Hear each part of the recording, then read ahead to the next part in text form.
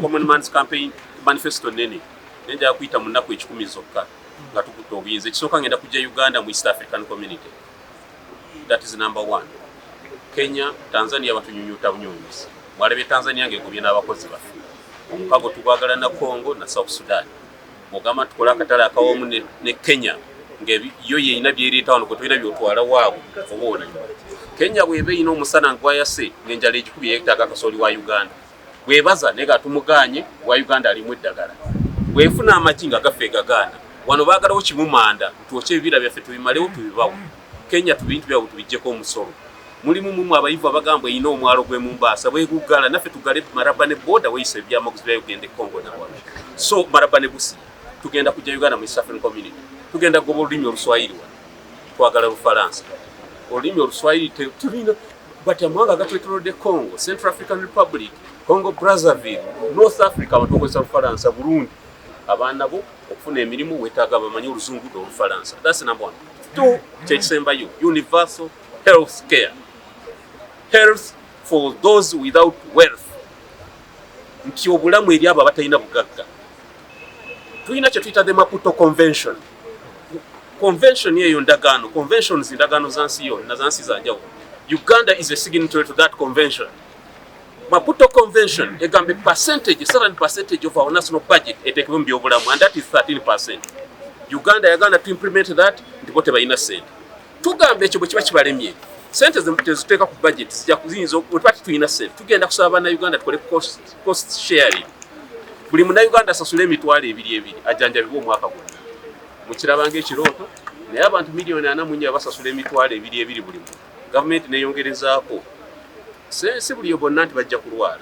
Bajja kulwala abantu miliyoni 5 ez'abantu zinajjanjaba abalala. But tuyina okujjanjaba na Uganda.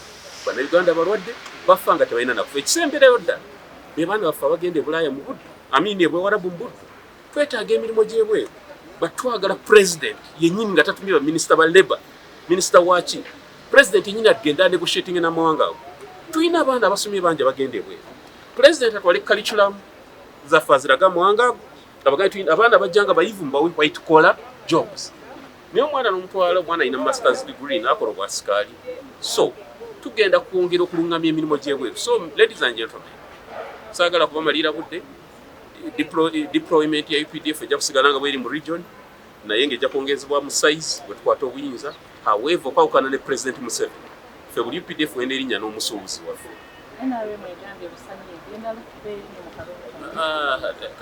You see, ekyo si kipya. Ate ebyafaayo biddinga nawe baba bagamba mu kinaana. Actually bo pote yabayita bandits. A bandit si ye mubbi bano the pet thieves. Haji Kigongo mu kinaana bamuyita bandit. Haji Kigongo, with all due respect, bamuyita bandit. So ebyo si bipya banakyemalira military hegemonies zi developing arrogance with time. We are here to China man. Tujja basobola ennimi. Thank you.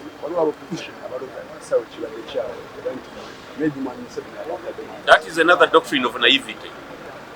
Nze mbadde mu struggle n'emyaka 26. Dr. Besigye okujja asangawo Haji Ssebatta.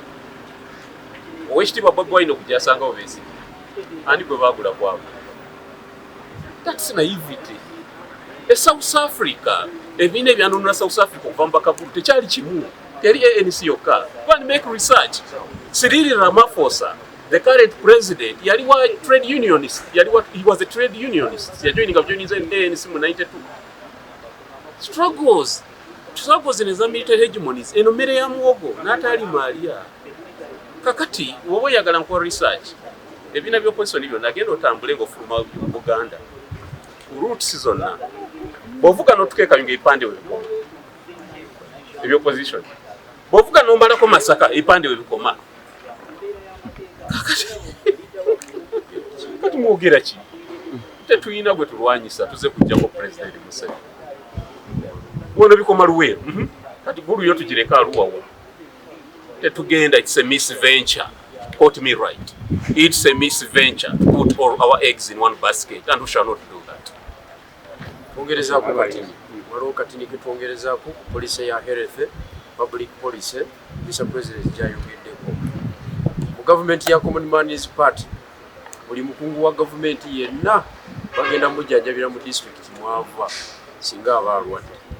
Kimuwalirize okutereeza eddwaliro ery'omu district ye. Bino ebintu by'okulinyisa abantu ennyonyi nawulidde Mary Karol Okutu mbu yafudde, sinaba kubitegeera bulungi naye mbu yafudde, naye yafiiridde Kenya. Kakati Mary Karol Okutu alina track record ki ey'amaanyi, kiki ekimujjukirwako eky'amaanyi ekibulinyisa ssente za gavumenti zimutwale Nairobi. Alina okujjanjabirwa eri Nakanyeri Isingiro gy'alina okujjanjabirwa oba kufa n'afiira eyo. So ffe gavumenti yaffe egenda kumekinga buli muntu nga yenkana ne munne era tugenda kujjanjabira mu district gaffe. Leka chairman afundikire tugende letasi ekibiina ebyokulonda tukatadde ku nninga immediately olunaku lwaffe olusoosowa tutuuse wano tuli bakungu ng'emutulaba batusibidde wabweru tuyingiza bigere tubadde tukyali awo bakulu bannaffe okuva mu NRM bubayingiza buyingiza bonna tubasoose mu kiwano tukuta obutebe bw'omu maaso oluzze babateereddewo special consideration babateerawo obutebe obulala obwawe ne batuyisa akakiiko k'ebyokulonda basebo ne bajjaku temuddamu kuwa NRM special consideration mu bintu bino tuzze kugijjako tetuyinza kutandika ng'ate etunafuya tuzze kugijjako mutegere naffe tuli b'amaanyi tuli babinywera temuddamu kutuyisa nga bayinfiriya mu kintu kino. Mwami Tangodo mwami Tadwongo ne mwami Haji Kigongo Bannayuganda ngaffe kati twenkanya status mu kintu kino tebalina special status wantu wonna naye sebo okujja ne babuludozinga wano mmotoka zaabwe ziyingidde nga bwe zaagala ate ffe ne batusibira wabweru. Kitegeeza ki ekyo? Kitegeeza nti akakiiko k'ebyokulonda temunaba kwetengera kimala naye tujja bafoosinga okwetengerera ekimala. Mr. President, yes, I take this opportunity to condemn the conduct of NRM officials. They want to bulldoze everything. They found us here sitting on the front tables. They bulldozed everything. Electoral Commission made special consideration for them. They put the other chairs, ready chairs, very big and comfortable. For us, they gave us these chairs of plastic chairs of bars and whatever. Okay, we are the same in this thing. This is Electoral Commission. This is a referee. Okay, we don't want to see any special consideration for NRM. We came with our vehicles. They stopped us outside. When Haji Kigongo came here and accompanied by his son Richard Tadwong, they entered with their vehicles as if we are inferiors. We are not inferiors in this business. We have come to defeat NRM and we are going to defeat NRM. We are warning Electoral Commission to stop treating NRM as a special politician in this country. They are not. Your name? I'm General Bigirwa Moses, the Secretary General of the Chibina Chomutu Wawansi, the Common Man Party. Mr. President, you can take over. Thank you,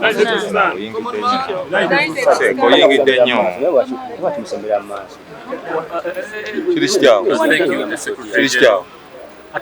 Members of the press, with me here, the President of the Common Man's Party, King James Watentena. With me here, the Secretary General is already known to you. I have the Chairman of the Electoral and Boundaries Commission of the Common Man's Party seated there, Professor Namara, members of the DEC behind me here, and regional leaders. I'm so gladdened today that we have picked nomination forms. And I have a very formidable team behind us, but I want to press it on record that we oppose this exercise because we are a political party which during the process of registration was required to produce signatures countrywide. So to subject the political party to this rigorous exercise again is so unfair. But it's a requirement of law, and we promise to do it in 1 week because this country is full of common men. We hold majority of the supporters in this country. So we shall do this, and I think we shall run a very robust campaign. Thank you. CMP! Common Man! As they were known, nga mperekeddwako Ssaabawandiisi mumumanyi General Bigirwa Moses agenda okubeera omubaka waffe w'ekamuli, nyina King James Watentena yatandika ekibiina kino, President yatandika ekibiina kino, nyina Chairman w'akakiiko kaffe ak'ebyokulonda ate Campaigns Director Professor Namara Dennis. Mwate mwagala kundaba akasajja kano. Nyina ba NEC members. So ekituleese wano picking a nomination forms neera ndi musanyufu. Weewaawo tuwakanya enkola eno kufa ab'ebibiina by'obufuzi nti ekibiina kino kyali kiwandiikibwa batuma signatures, bakisaba signatures. Kati bwe kireeta candidate okukiddayo kukituma signatures kuba kutyoboola ddembe lyaffe na kutumalira budde. However, olw'okuba tuli kibiina ky'abantu bino tetulina mbuzibu. Wiiki emu tujja kuba tuziza emikono na buli kimu. Kubanga ffe tusinga abawagizi mu ggwanga lino, buli muwagizi mu ggwanga, buli muntu mu ggwanga lino muntu wa bulijjo. Abatali bantu ba bulijjo ba lubatu mubalabye bazze wano ffe ezaffe emmotoka tuziresewe tujjidde ku bigere bwezaabwe ziyiseewo. Kiri clear, crystal clear, ntulina okwenona. Sekretary General bagambye mu sabbiiti emu okubalaga nti kino ekibiina ky'abantu tujja kubayita wano. Tubagambye bana emikono gy'abasajja giigino mu disitulikiti 120. Tulina nabo 140, tetulina problem. Kubanga ffe twategeka dda. Njagala kutegeeza bannanga abali eyo abalowooza nti Common Man's Party eri wano mu kusaagirira. Jeno Bigirwa abannyonnyodde nti nnyonyi eri ku lwaliwo etwala. Njagala okutegeeza omuntu bw'olaba ennyonyi ku lwaliwo ng'esimbula n'olowooza nti erina weeneeyimirira awo mu bbanga oba enywa amafuta oba ekola eki oba weerimbye, ennyonyi eba emaze okwetegeka. Common Man's Party esimbudde. Oba toyagala kufuna chest pains, kulwala pressure, okugumuka mu tulo, kkiriza nti Common Man's Party eri wano. Erina presidential candidate Nagwa Mugara. Ekyo tekikyadda mabega. So tukimanyiire bannaffe ab'opposition tetuli wano kuvuganya na muntu. Tuvuganya omuntu President Museveni ne NRM. Kati bw'omunaffe opposition atalina ky'oliira okweteeka mu crossfire simanyi ky'oyagala. Tuleera esimbudde ogiyimirira mu maaso. Genda kulinnya. Obutafuna buzibu ebbali tuleera egende. Eno tuleera eyolekedde kutomera NRM, tutomera baasi. Buno obuntuntu obulalalala obwo. Tubaagala nnyo, tuleeredde okuwuliziganya namwe. Naye twabagamba it is a misventure okuteeka amagi gaffe mu kiseera ekimu. Tuleeredde kuteeka amagi gaffe mu kiseera kimu. However, tuleeredde okubeera ne open lines of communication nga tuwuliziganya na buli omu. Eri bannamawulire mbeebaza mwabali wano. Waliwo abamu be bakyalimbalimba nti batukoleko blackout. Temugenda kusobola, tetugenda okuba n'amawulire ffekka. We are the only force egenda okubeera newsworthy. Mujja kujja mwebeebaza okubeera professional. Mbeebaza abali wano. Thank you for giving journalism a professional touch of taking accounts. A journalist is not supposed to take cups. I want to take this singular honor, Mr. Secretary General, hand over this microphone back to you, and you guide us accordingly. Thank you, sir. Thank you very much.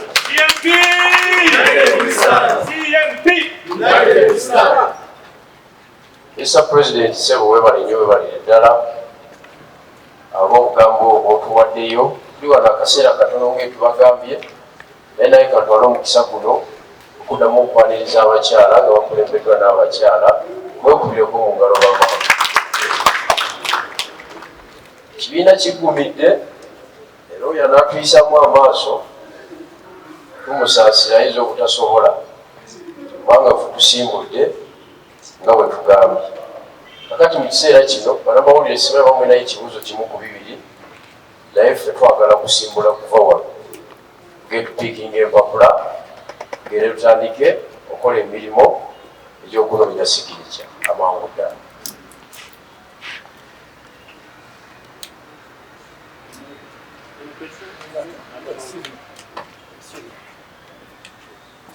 Alinayo ekibuuzo kyonna?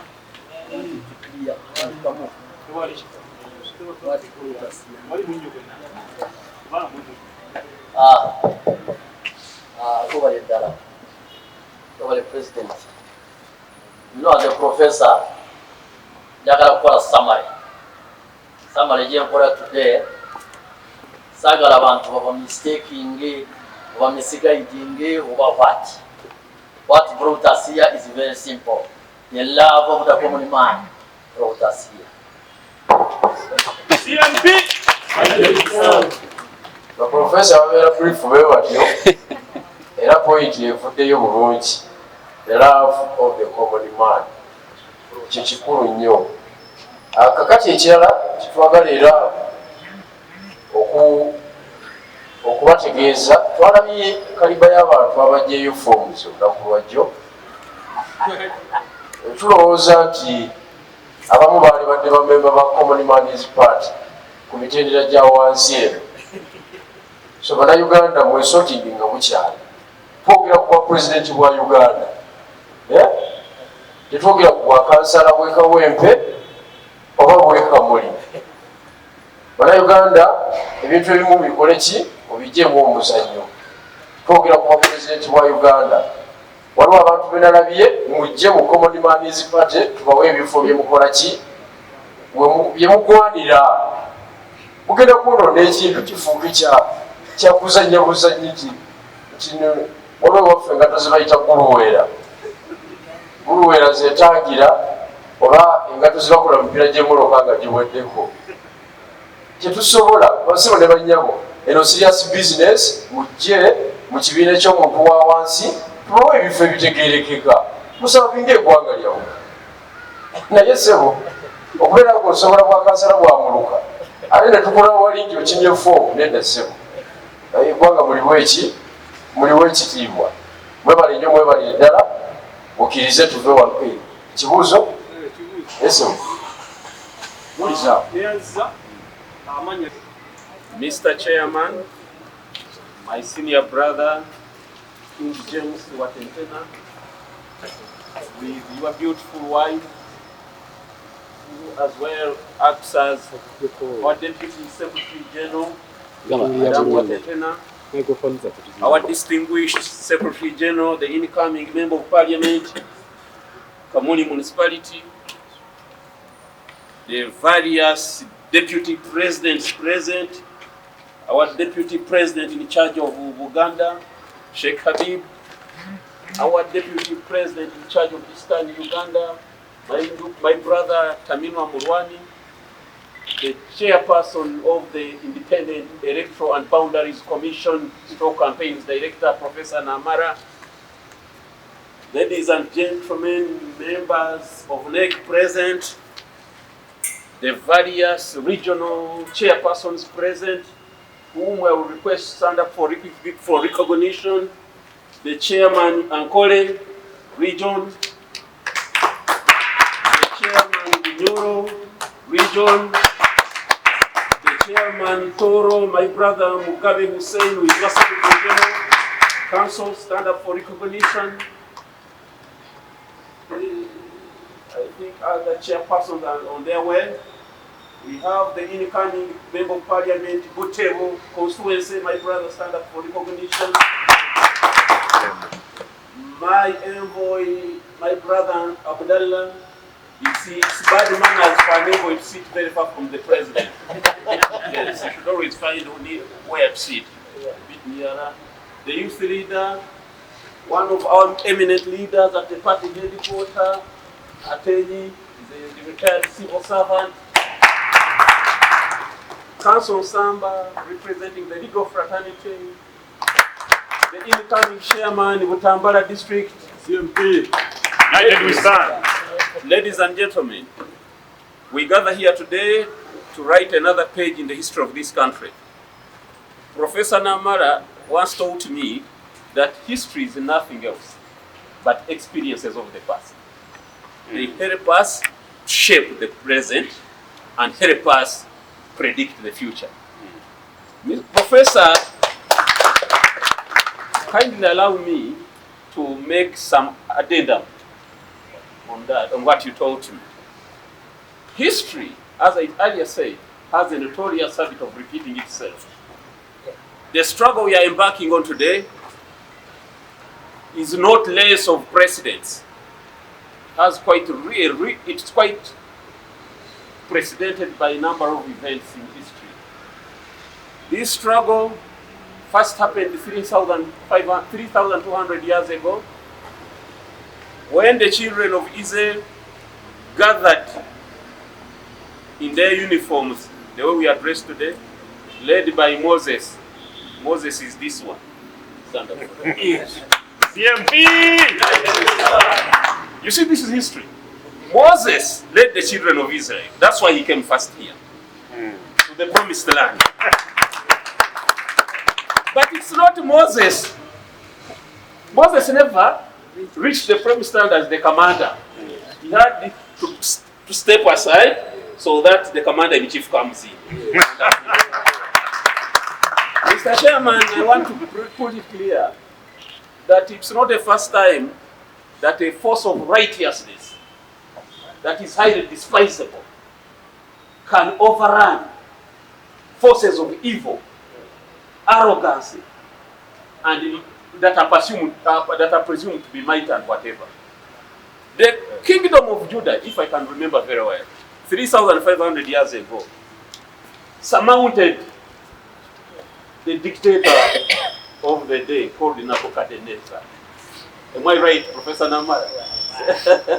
Professor Namara taught me at high school. Yes. So it's not the first time that a small force is going to overthrow. Oh, thank you.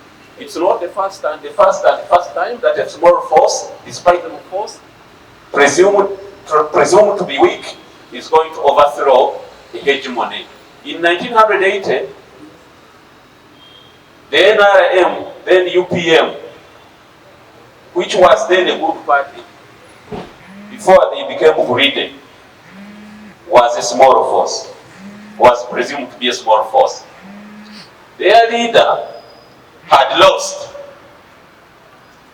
in a race, in a parliamentary race. 5 years down the road, the UPM had captured power. We are here today to rewrite history. We are saying we are a force that is taking off today with high levels of traction. We are here ready to take on a marathon run. I'm so glad, and gladdens my heart, Mr. Chairman, that when you look at our team here, it's a team of young men and women, meaning we are ready to embark onto a marathon path that will lead us to State House. I offered myself a few months back to this honorary party that I was willing to contest for presidency on the card of this party. I was never requested. It's me who requested.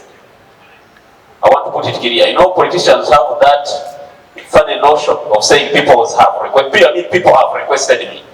It's not members of this party that requested me. It's me who requested Muzei Watentena with his membership. Muzei Watentena is our founding chairperson, our founding president.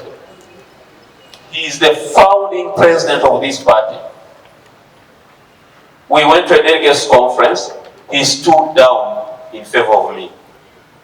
And he anointed me as the one and only solo candidate of this party for presidency. Today we got the Electoral Commission to clear the pick of forms, as the Secretary General has put it. Forms that are meant for signature corrections. Much as we don't agree with that process. This is the party that was duly registered. The process of registration involved correction of signatures.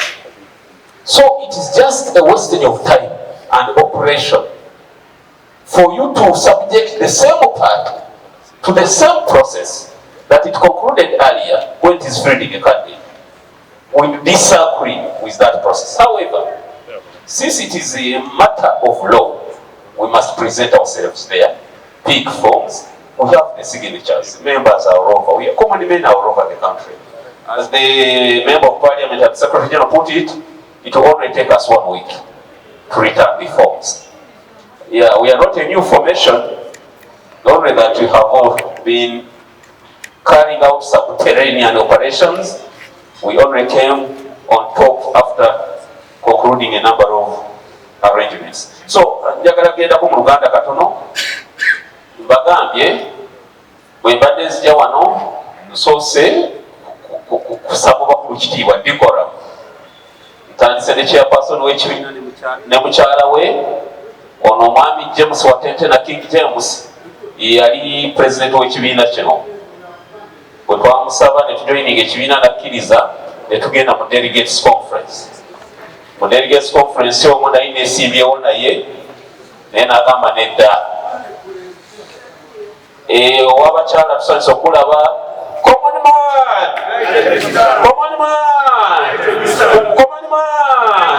nabuya Esther Chebe ne bakyala bano hajjati zaamu za musinamulaba ndabawo hajjati we akakoma nsimbya common man very beautiful ladies